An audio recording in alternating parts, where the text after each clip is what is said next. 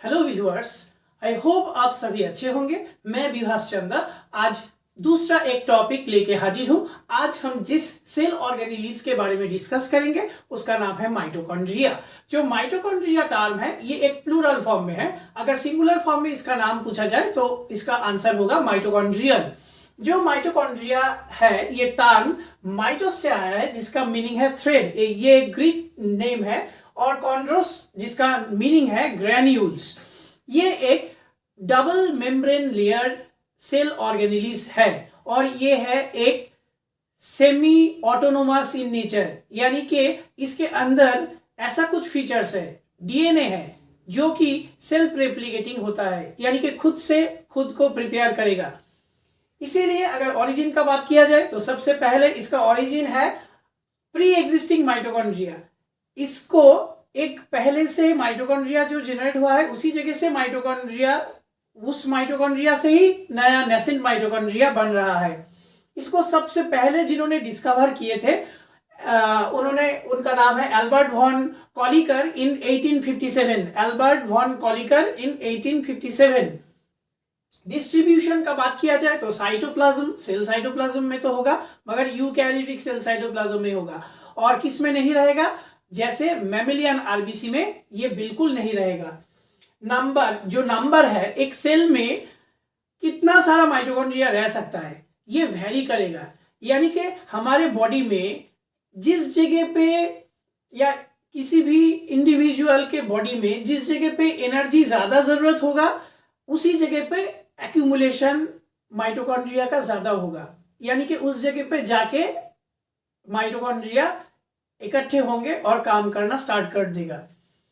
Chemical composition क्या है, किस किस चीज से बना हुआ है ये माइटोकॉन्ड्रिया? माइटोकॉन्ड्रिया प्रोटीन से बना हुआ है, सबसे ज्यादा प्रोटीन ही रहता है, मोरलेस 60 to 70% रहता है प्रोटीन। लिपिड रहता है 35%, 25 to 35%, और साथ ही साथ आरएनए रहता है 5 to 7%।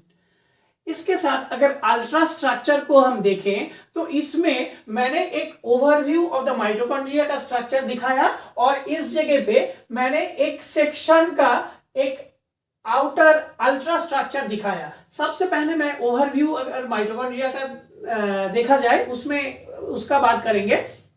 सबसे पहले अगर आउटसाइड से इनसाइड में हम आते हैं तो सबसे पहले आउटसाइड में है आउटर मेम्ब्रेन। आउटर मेम्ब्रेन मिलेगा। आउटर मेम्ब्रेन में बहुत सारे ये परमिएबल इन नेचर होता है, यानी कि सब्सटेंस को बाहर से अंदर आने देता है। और साथ ही साथ इस जगह पे किसके वजह से ये आने देता है? इस जगह पे ट्रांसपोर्ट प्रोटीन रहता है जो प्रोटीन के नाम से जाना जाता है। अगर इसका मॉलिक्यूलर स्ट्रक्चर देखें तो इस जगह पे मैंने ये जो लाइन दिख रहा है ये लाइन है आउटर मेम्ब्रेन का, और इस जगह पे ये जो ग्रीनिश जो स्पॉट है ये है पोरिन प्रोटीन, ये है चैनल प्रोटीन जिसके जरिए जो सब्सटेंस है वो आउटसाइड से इनसाइड में इनकॉर्पोरेट कर सकता है इजीली। उसके बाद आएगा इनर मेम्ब्रेन। अब ये जो आउटर मेम्ब्रेन है, आउटर मेम्ब्रेन और इनर मेम्ब्रेन के बीच में एक गैप है जो कि वाटर लाइक फ्लूइड से फिलअप हुआ है, और इस जगह का नाम है पेरीमाइटोकॉन्ड्रियल स्पेस। पेरीमाइटोकॉन्ड्रियल स्पेस, ये जो जगह दिख रहा है ये जगह है पेरीमाइटोकॉन्ड्रियल स्पेस। पेरीमाइटोकॉन्ड्रियल स्पेस को जब हम कवर करेंगे, जब हम इसको पास करेंगे तब जाके हमको मिलेगा इनर मेम्ब्रेन। जो इनर मेम्ब्रेन है वो उतना ज्यादा मात्राओं में इसमें पोरिन प्रोटीन नहीं रहता है, जिसके वजह से इस जगह पे जो परमिएबिलिटी आउटर मेम्ब्रेन में दिखाएगा वो इनर मेम्ब्रेन में उतना ज्यादा परमिएबिलिटी नहीं शो करेगा due to the lack of porin protein. अब इसमें सबसे ज्यादा माइटोकॉन्ड्रिया का सबसे ज्यादा फंक्शनल एक्टिविटी जो होता है वो होता है किस जगह पे? इनर मेम्ब्रेन में। क्यों? क्योंकि इनर मेम्ब्रेन में प्रोटीन रहता है, इनर मेम्ब्रेन में प्रोटीन एम्बेडेड होता है। इनर मेम्ब्रेन में रेस्पिरेटरी एंजाइम जो ब्लैकिश जो डॉट दिख रहा है इधर, इस जगह पे है रेस्पिरेटरी एंजाइम, और ये एम्बेडेड है किसके साथ? लिपिड लेयर के साथ। लिपिड लेयर सबसे इनर मोस्ट पोजीशन पे रहता है। उसके बाद आएगा पेरिफेरी जो पोर्शन है उस जगह पे रहेगा जो प्रोटीन पार्ट ये, और साथ ही साथ इसमें दिख रहा है कि जो रेस्पिरेटरी एंजाइम है ये जो है ये है रेस्पिरेटरी एंजाइम। रेस्पिरेटरी एंजाइम, ये रेस्पिरेशन में एक इंपॉर्टेंट रोल प्ले करता है सेलुलर रेस्पिरेशन में। अब इसमें एक इंपॉर्टेंट बात है कि इस जगह पे रैकेट लाइक स्ट्रक्चर दिख रहा है। लॉन्ग टेनिस पे जैसे रैकेट यूज होता है खेल में, वैसे ही एक रैकेट लाइक स्ट्रक्चर इसमें दिख रहा है। ये जो रैकेट लाइक स्ट्रक्चर है, इस रैकेट लाइक स्ट्रक्चर को हम बोलेंगे ऑक्सीजोम। अगर रैकेट लाइक स्ट्रक्चर को अगर हम इन डिटेल में स्टडी करें तो उसमें हमको तीनों पार्ट मिलेगा। सबसे पहला वाला जो पार्ट है वो है हेड पार्ट, और उसके बाद जो नैरो पार्ट है वो है स्टॉक, और लास्ट में जो बेस है वो है, जो नीचे वाला पोर्शन है वो है बेस। ये जो बेस है इसको हम बोलेंगे F0 particle. F0 particle, base को बोलेंगे F0 पार्टिकल, और F0 पार्टिकल में जो एंजाइम रहेगा वो होगा इलेक्ट्रॉन ट्रांसपोर्ट सिस्टम, यानी कि ETS इलेक्ट्रॉन ट्रांसपोर्ट सिस्टम में जो भी एंजाइम इन्वॉल्व है वो एंजाइम रहता है कहां पे, इस पोर्शन पे, बेस यानी कि F0 पोर्शन में। और दूसरी तरफ जब हम F1 पार्टिकल को बोलेंगे, यानी कि हेड और स्टॉक ये दोनों मिलकर बनता है F1 पार्टिकल या ऑक्सीजोम। इस जगह पे एटीपेज प्रेजेंट होता है जो कि एटीपी फॉर्मेशन में एक इंपॉर्टेंट रोल प्ले करेगा। अब इस जगह पे मैंने जो ओवरव्यू बताया डायग्राम का, इस जगह पे जो दिखाया मैंने कि एक इनवर्ड इन फोल्डिंग हो रहा है इनर मेम्ब्रेन का। इस जगह पे जो इनर फोल्डिंग हो रहा है ये बन गया क्या, इस रीजियन को हम बोलेंगे क्रिस्टी, इस रीजियन को बोलेंगे क्रिस्टी। ये जो क्रिस्टी फॉर्मेशन हो रहा है इस पोर्शन को हम क्रिस्टी बोलेंगे।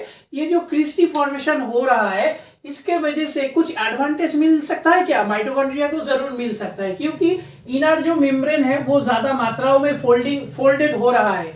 जो आउटर मेम्ब्रेन है, आउटर मेम्ब्रेन से बहुत ज्यादा एरिया कवर कर रहा है जो इनर मेम्ब्रेन है वो। इसके वजह से क्या होगा, जो F1 पार्टिकल है यानी कि ऑक्सीजोम है वो ज्यादा मात्राओं में रहेगा इनर मेम्ब्रेन में। साथ ही साथ जो रेस्पिरेटरी एंजाइम है वो ज्यादा मात्राओं में रहेगा। रेस्पिरेटरी एंजाइम ज्यादा मात्राओं में रह रहा है मतलब क्या है, रेस्पिरेशन ज्यादा हो रहा है। और साथ ही साथ ऑक्सीजोम यानी कि F1 पार्टिकल ज्यादा मात्राओं में रह रहा है मतलब क्या है, एटीपेज ज्यादा मात्राओं में है, यानी कि एटीपी प्रोडक्शन ज्यादा मात्राओं में, यानी कि बहुत सारे अमाउंट में एनर्जी स्टोर होगा एटीपी के फॉर्म में, हीट एनर्जी क्रिएट होगा, और साथ ही साथ एटीपी फॉर्मेशन भी ज्यादा होगा। ये जो फोल्डिंग है ये सेल टू सेल वेरी करेगा। जिस जगह पे रेस्पिरेशन, जिस जगह पे एनर्जी ज्यादा लगेगा उस जगह पे ये फोल्डिंग, उस सेल में ये फोल्डिंग बहुत ज्यादा मात्राओं में होगा। ये सेल टू सेल वेरी करेगा।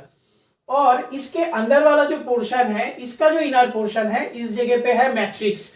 मैंने रेड कलर से मैट्रिक्स को हाईलाइट किया, और इस मैट्रिक्स जो पोर्शन है ये एक जेली लाइक स्ट्रक्चर है। यानी कि जैसे सेल में हम लोग साइटोप्लाज्म के बारे में बात किया था तब उसमें देखा था साइटोप्लाज्म एक जेली लाइक स्ट्रक्चर से बनता है।